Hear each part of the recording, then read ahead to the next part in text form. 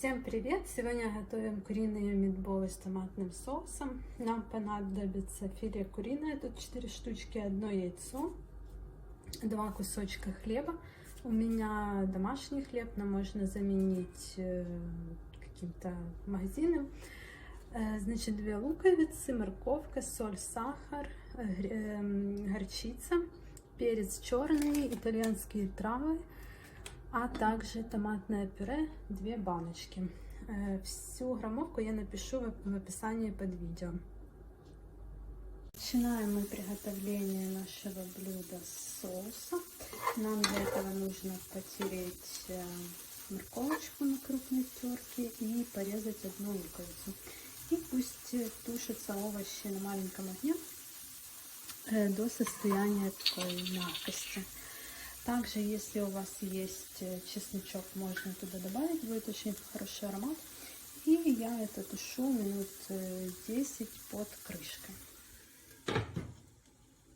Пока тушатся наши овощи, мы можем приготовить фарш. Я его уже взбила блендером, можно его перекрутить, тут без разницы. Но в блендере он получается более воздушный. Я добавляю в фарш хлеб, я его вымочила в воде, отжала и добавляю фарш, потом 1 яйцо, 1,5 ложки горчицы, также я сюда добавлю соль, перец, я всегда добавляю по вкусу, но я вам напишу в описании под видео граммовку.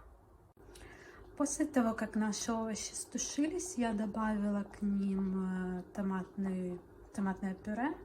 Также я добавила 250 мл кипяченой воды, чтобы соус не был сильно густой.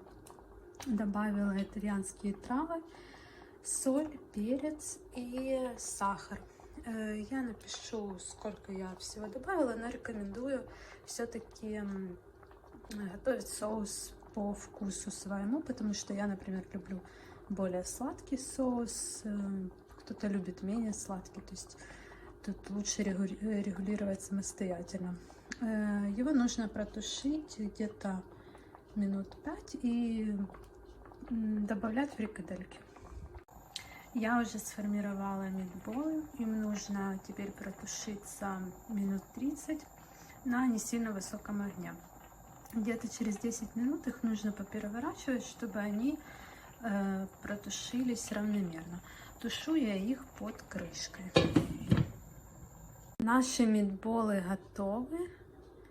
Я их присыпала зеленью сверху. Также можно присыпать свежим базиликом, если он есть. Он придаст такой очень приятный аромат. Если нет, то в принципе и зеленью тоже будет очень даже хорошо.